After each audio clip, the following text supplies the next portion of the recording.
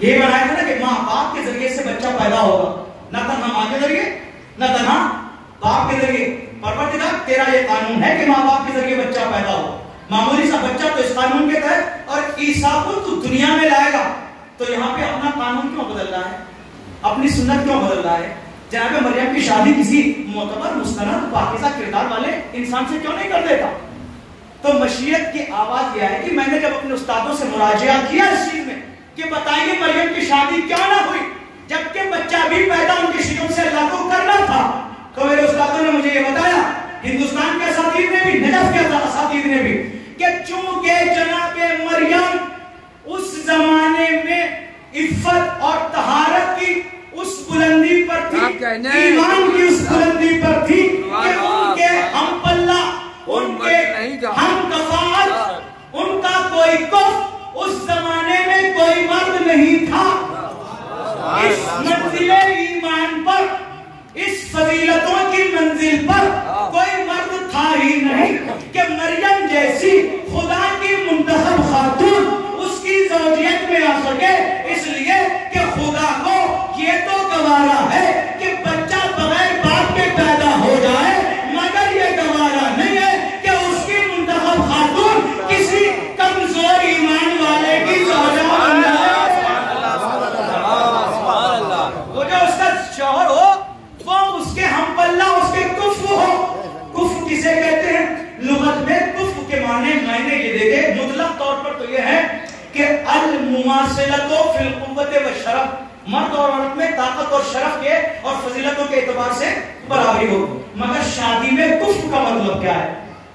اس کے لیے لغت میں یہ تعریف آئی کہ ان یکون الرجل مساویا للمرأۃ فی حسبها ودینها وغیر ذالک، کہ کفو کا مطلب یہ ہے کہ مرد جو ہے وہ عورت کے بالکل برابر ہو، کہے میں، دولت میں، مال میں، خاندان میں، نہیں، دو چیزوں میں مرد عورت کے برابر ہونا چاہیے۔ کس چیز میں؟ حسب و نسب میں، دوسرے کیا؟ دین و ایمان میں، دین و ایمان میں۔ ابھی آپ محظوظ ہوں گے انشاءاللہ، ابھی آپ نے سنا اطمینان کے ساتھ، کہے میں برابر ہو مرد کا ساتھ حسب و نسب میں، جیسا شجرہ عورت کا ہو ویسا ہی بلند شجرہ مرد کا بھی ہو۔ جس ایمان اور مذہب اور عقیدے پر خاتون ہو اسی مذہب اور ایمان اور عقیدے پر اسی بلندی کے ساتھ مرد بھی ہو، تو اسے کہتے ہیں کفر۔ تو اب میرے اساتذہ نے بتایا کہ چونکہ مریم کا کوئی اس زمانے میں کفر نہیں تھا تو اللہ نے شادی نہیں کی، اپنا قانون توڑنا اللہ کو گوارا تھا، بغیر باپ کے بچہ پیدا ہوگا، مگر اللہ کو یہ منظور نہ ہوا کہ میری منتخب کرتا خاتون کسی ایسی کی زوجیت میں جائے جو مریم سے کم درجے کا ایمان رکھتا ہو، صرف کم درجے کا ایمان رکھتا ہو تب بھی زوجیت میں نہیں جائے گی۔ یہ مریم کی فضیلت سن لی۔ آئیے اب تیسری خاتون کا تذکرہ کروں، مادر مولا کائنات، شیر خدا کی ماں، اسد کی بیٹی فاطمہ بنت اسد جب پہنچی ہے نا خانہ کعبہ میں، تو ابن عباس کا بیان ہے کہ ہم لوگ بیٹھے وہاں پہ خانہ کعبہ کے سامنے سے تذکرے کر رہے تھے کہ فاطمہ کو دیکھا کہ وہ آئیں اور پچھلی جانب سے دروازے سے نہیں، پچھلی جانب سے آئیں اور وہ دروازہ بنا، دیوار پھٹی اور گئی، دیوار پھر جڑی اور پھر 3 دن تک وہاں رہی۔ روایت اور تاریخ کی لفظیں ہیں کہ ہنگامہ تھا مکے میں، ایک شور تھا، کیونکہ عجیب چیز ہوئی تھی کہ دیوار پھٹی گئی اور پیچھے جانب سے پھر دیوار مل گئی، اور پھر لوگ، ابن عباس کہتے ہیں کہ ہم لوگوں نے اس کے بعد پھر تالا کھولنے کی بہت کوشش کی مگر تالا کھلا نہیں۔ پہلے دن کوشش کی، دوسرے دن کوشش کی، تیسرے دن کوشش کی، اور ایک ہجوم لگتا تھا، ایک مجمع لگتا تھا پورے مکے کا کہ آخر یہ ہوا کیا، یہ ماجرا کیا ہے۔ اندر گئی، دیوار پھٹی تھی، پھر اندر چلی گئی، تو اس کے بعد پھر دیوار جڑ گئی اور 3 دن ہو گئے، کیا ہو رہا ہوگا، کیا گزر رہی ہوگی فاطمہ بنت اسد پر، مجمع حیران ہے۔ مگر اب یہاں پہ جملہ کہوں گا، پورا مکہ گیا حیرتی، تعجب کے سمندر میں خط 3 دن جاتا رہا، حیرت کی کیا ہوا، مگر کہیں تاریخ میں نہیں ملتا کہ 2 شخص ان 3 دنوں میں خانہ کعبہ تک گئے ہو۔ ایک رسول اللہ نے گئے، دوسرے ابو طالب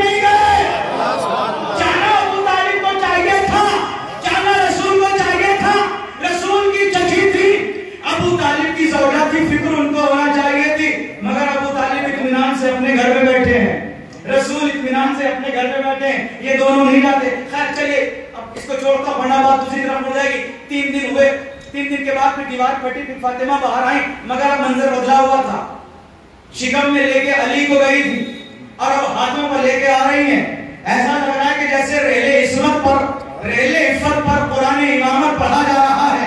لے کے آئیں, ادھر سے رسول آئے, ابو طالب آئے, ان کو دیکھا فاطمہ نے, بڑی خوشی سلام کیا, مگر مجمع لگا ہوا تھا, ہجوم لگا ہوا تھا. فاطمہ نے دیکھا مجمع کی آنکھوں میں حیرتی ڈورے پڑے ہوئے ہیں, سب استعجاب کے سمندر میں ڈوبے ہوئے ہیں, سب پریشان ہیں, مضطرب ہیں کہ ہوا کیا ہے. سب کی نگاہیں سوال کر رہی ہیں, جواب کی طلبگار ہیں کہ بتاؤ فاطمہ ہوا کیا. فاطمہ نے سب کی آنکھوں کی تحریروں کو پڑھا اور پڑھنے کے بعد کہا خطبہ دیا بہت طویل, پورا خطبہ نہیں پڑھنا, بس ایک سطر پڑھوں گا خطبے کی. فاطمہ بنت اسد نے کہا تمہیں ہے مجمع والوں, ارے مکے والوں, تمہیں حیرت ہے کہ میں دیوار پھٹنے کے بعد بھی اندر کیوں چلی گئی. پھر میں اندر رہی, میں ڈری نہیں, میں گھبرائی نہیں, اور 3 دن کے بعد یہ بچہ صحیح سلامت ہے. میں نے کھایا کیا, میں نے پیا کیا, یہ میری مدد کے لیے کون آیا بغیر عورتوں کی مدد کے, یہ میرے یہاں بچہ یہ ولادت پا گیا. تم کو حیرت ہے یہ کیسے ہوا. سنو, یہ ہوا اس لیے کہ چونکہ اللہ نے مجھ سے پہلے بھی چند خواتین کو اس دنیا میں منتخب کیا ہے. توجہ چاہتا ہوں, اور ان میں سے 2 کے نام بتائے. فاطمہ بنت اسد نے کا زوجہ فرعون آسیہ کو منتخب کیا تھا, اور مریم مادر عیسیٰ کو بنت عمران کو اللہ نے منتخب کیا تھا. سنو اس کی وجہ کہ یہ میرے ساتھ جو پورا واقعہ گزرا ہے اس کا سبب یہ کہ اللہ نے مجھے بھی منتخب کیا ہے, اللہ نے انہیں بھی منتخب کیا ہے. مگر یہاں تک تو لطف نہیں آیا نا. فاطمہ بنت اسد کہتی مگر میرے انتخاب میں اور ان خواتین کے انتخاب میں فرق ہے. مجمع حیرت میں کیسا فرق ہے. مریم فاطمہ بنت اسد کہتی ہے کہ ان اللہ اختارنی علیہما وعلی من مضى من قبلی من نساء العالمین وفضلنی علیہما. فاطمہ بنت اسد کہتی ہے کہ اللہ نے مجھے بھی منتخب کیا انہی دونوں خواتین کی طرح, اور اللہ نے مجھ سے پہلے آنے والی تمام خواتین پر فضیلت دی ہے. اور تمام خواتین میں جو ہے مریم بھی ہے, آسیہ بھی ہے, سارہ بھی ہے, ہاجرہ بھی ہے. ان چاروں خواتین کے ساتھ ساتھ مجھ سے پہلے جتنی بھی خواتین گزری ہے سب سے زیادہ فضیلت اللہ نے مجھے دی. اس لیے میرے ساتھ یہ واقعہ رونما ہوا کہ میرا بچہ خانہ خدا میں پیدا ہو. توجہ کیجیے گا. اب فاطمہ نے خطبہ دیا اور کفار مکہ نے کوئی اعتراض نہیں کیا. اعتراض نہ کرنا بتاتا ہے کہ انہوں نے مانا کہ فاطمہ تم سچ کہتی ہو, تم مریم سے بھی افضل ہو, تم سارہ سے بھی افضل ہو, تم آسیہ سے بھی افضل ہو. اب یہاں پر اس مرد کا تذکرہ کرنے کو دل چاہتا ہے جو محسن اسلام ہے, جو مربی اسلام ہے, جو پرورش کنندہ ہے, تینوں مذہب ہے. اب میں تذکرہ کر رہا ہوں مریم کی فضیلت. اللہ نے چونکہ دی تھی ان کو فضیلت, تو کیا کہا کہ اگر ایمان میں, دین میں, مذہب میں, عقیدے میں کوئی تم سے کمزور ہے تو تمہاری شادی نہ کروں گا. عیسیٰ بغیر باپ کے پیدا ہو جائیں گے. میں کہوں گا پروردگار تو نے مریم کو اتنا بافضیلت بنایا اور ان سے کمزور ایمان والے کو اس کی زوجیت میں ان کو دینا گوارا نہ کیا. پروردگار جب تیرا یہ قانون بن گیا تھا تو پتا تو صحیح. فاطمہ کہہ رہی ہے کہ میں مریم سے بھی افضل, میں آسیہ سے بھی افضل, جبکہ ان سے افضل ہے. تیرا قانون ہے کہ کسی کمزور ایمان والے کو میں ایسی باعظمت خاتون کا شوہر نہیں بناؤں گا. تو پروردگار فاطمہ بنت اسد کا شوہر ایسے شخص کو جس کو سبحان اللہ سبحان اللہ تعالی سے کیسے کیا. سلامات پڑھے معاملہ سبحان اللہ سبحان اللہ. یہ ہے جناب ابو طالب کی عظمت. یہاں سے اس مرد کا تذکرہ ملتا ہے. مریم کے زمانے میں ان کے ایمان, ان کے دین, ان کے مذہب میں ان کی برابری رکھنے والا کوئی نہیں تھا. لہذا اللہ نے کیا کیا کہ شادی نہیں کی. مگر فاطمہ بنت اسد تو مریم سے بھی افضل ہے. ابو طالب کی زوجیت میں اللہ نے فاطمہ بنت اسد کو دے کے اعلان یہ کیا کہ تمہاری نظر میں ابو طالب چاہے جو ہو میری نظر میں ابو طالب کی عظمت یہ ہے کہ اس وقت روئے زمین پر اس سے زیادہ مضبوط ایمان والا کوئی نہیں. سبحان اللہ سبحان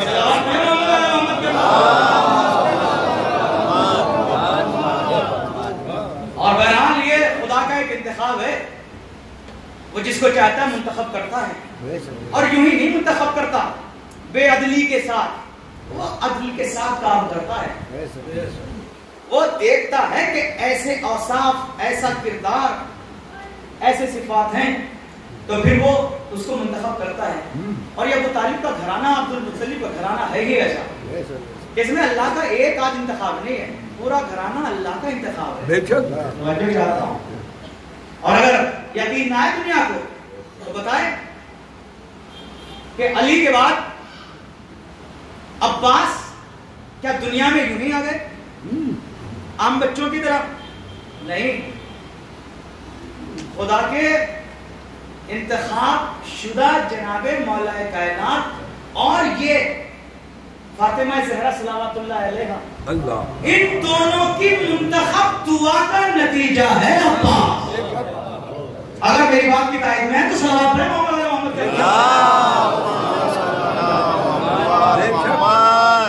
اور کس لیے مانگا؟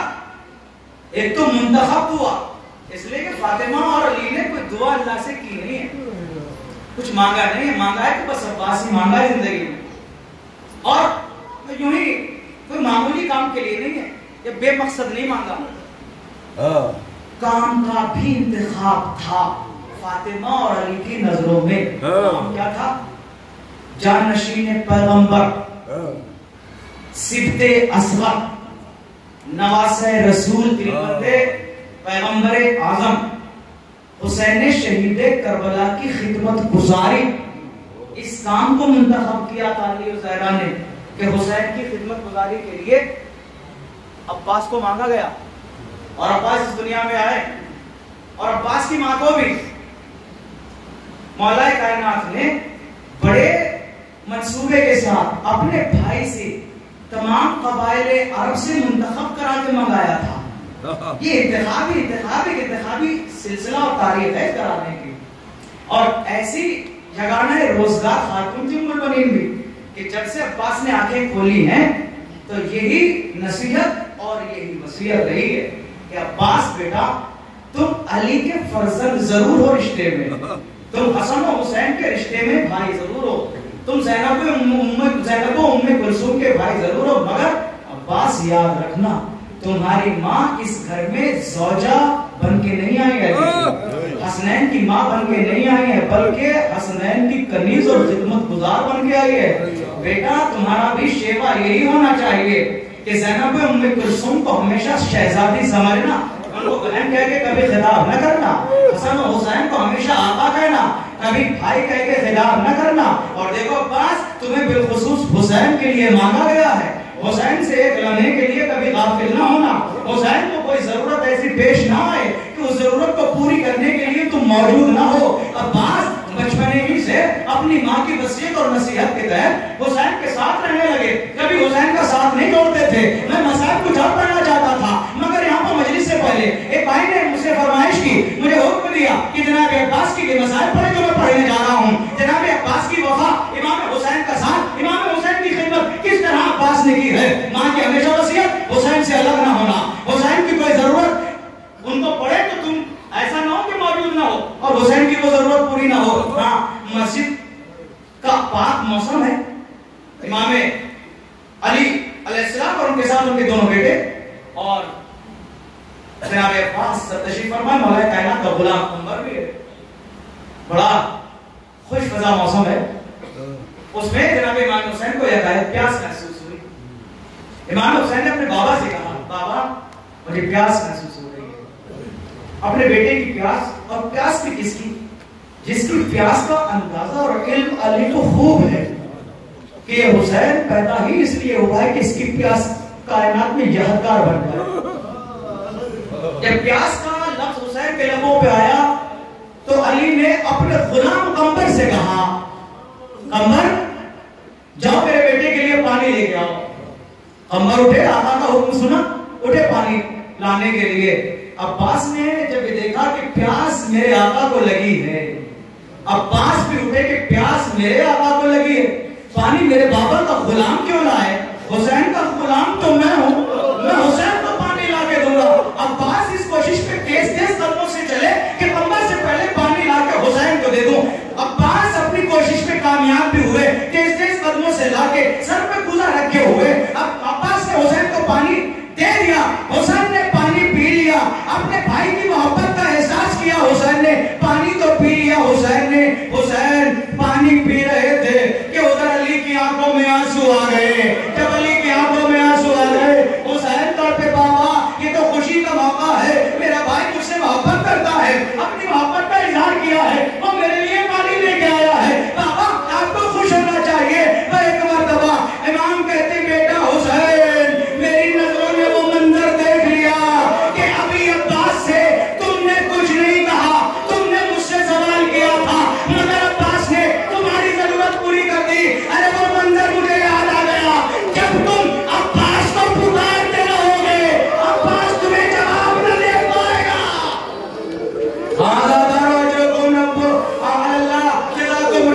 खुदा आपको कोई गम न दे सिवाय हमें करबला के। हुसैन ने तो अपने इल्म इमामत से समझ लिया ये कौन सा मंजर बाबा को याद आया। अब्बास के जहन ने एक नतीजा निकाला, तहजीब और एहतराम की खातिर सवाल तो ना किया अब्बास ने कि वो मंजर कौन सा होगा। अब्बास के जहन में एक नतीजा आया, सोचने लगे मैं तो हुसैन के अपने आका के साथ हर वक्त रहता हूँ, मैं तो कभी अपने आका से अलग नहीं होता, वो मौका कब आएगा? वो मौका तो मेरी समझ में नहीं आता कि मेरा आका मुझे पुकारेगा और मैं कोई जवाब नहीं दे पाऊंगा। अब्बास के जहन ने नतीजा हासिल किया कि मुमकिन है कि कभी मैं आलमे ख्वाब में हूँ, मैं सो रहा हूँ, मेरा आका मुझे पुकारे तो मैं नींद के आलम में हूँ और अपने आका को जवाब न दे सकूं। ये सोचना था कि अब्बास ने तय कर लिया आज से अब्बास सोना छोड़ देगा। एक रात गुजर गई, अब्बास जागते रहे, दूसरी रात गुजरी, अब्बास जागते रहे, तीसरी रात गुजरी, अब्बास जागते रहे। 3 रातों का जागा हुआ जवान, उसकी आंखों का क्या आलम होगा। अब्बास की आंखें भरम कर आई, आंखों में सुर्खी आ गई। जनाबे ज़ैनब की तीसरे रोज नजर पड़ गई, अब्बास की आंखों पर भरम है, घबराते कलेजे से लगा भैया ये तुम्हारी आंखों को क्या हुआ? जनाबे अब्बास ने ज़ैनब को पूरा वाक़या बताया। ज़ैनब तड़प गई, अपने भाई हुसैन को बुलाया, भैया मेरा करीब आओ कि मेरे भाई से मेरे शेर से क्या कह दिया? तब क्या हुआ ज़ैनब? तब 3 दिन से मेरा शहजादा सोया नहीं, मेरे भाई क्या कह दिया? हुसैन ने अब्बास को करीब बुलाया, कलेजे से लगाया, अब्बास वो वक्त तो बहुत दूर है, अब्बास तुम आराम से सोते रहो। अरे वो वक्त तो वो होगा जब तुम मौत की नींद सो रहे होगे, मैं तुम्हें पुकारूंगा मेरे भाई अब्बास, मेरे भाई अब्बास, मगर तुम मुझे जवाब न दे सकोगे। आज़ादारो अब्बास को तसल्ली हो गई। वक्त गुजरता रहा यहाँ तक कि करबला आ गई। जब करबला आई तो अब बीवियों में एक सरासिनगी है। अरे वो ज़ैनब जिसको हुसैन की तरह अब्बास पर भरोसा था, जैसे हुसैन को भरोसा था कि अब्बास हमेशा मेरी मदद करेगा, ज़ैनब को भी भरोसा था अब्बास हमेशा मेरी पर्दे की हिफाजत करेगा। अरे करबला में आके सारे अरमान खान में मिलने लगे। ज़ैनब को अंदाजा होने लगा अब मेरी चादर छीनी जाएगी। अरे वो वक्त आ गया जब अब्बास करीब हुसैन आए, आका इजाजत दे दी है, अब चीने से दिल तंग हो जाता है। हुसैन कहते हैं तुम अलमदार हो मेरे लश्कर के, तुम मेरे लश्कर के परचमदार हो अब्बास, तुम्हें कैसे इजाजत दूं? तो अब्बास ने अजीब जुमला कहा, जहां लश्कर चला गया वहीं अलमदार को भी भेज दीजिए, बताए लश्कर के अलमदार कैसा। हाँ हुसैन बस पेश करते हैं अब्बास को इजाजत देने में कि इसी असना में सकीना आ गई और अब्बास के दामन से लिपट के कहने लगी चचा जान प्यास से चावलब हो गई, प्यास हमें कत्ल किए देती है। अब जनाब अब्बास सकीना को देखते हैं और आंखों में आंसू आ जाते हैं। हुसैन महसूस करते हैं और कहते हैं अब्बास जब लड़ने की आदत तो नहीं है, अगर हो सके तो इस बच्ची के लिए कुछ सवीले आप कर दो। अब्बास ने कहा सकीना जाओ बशीज़ा ले आओ। अब सकीना खेमे में आई। खेमे में आने के बाद जो बच्चे प्यास से बिलक रहे थे ना, तो जनाबे सकीना ने सारे बच्चों को इकट्ठा किया और इकट्ठा करने के बाद तो बच्चों अब गिरिया बंद करो, अब तुम्हारी प्यास खत्म होने को आई है। میرے چچا نے مشکیزہ منگائی ہے، بس کچھ دیر میں پانی لے کے آ جائیں گے۔ سکینہ نے مشکیزہ لا کے عباس کو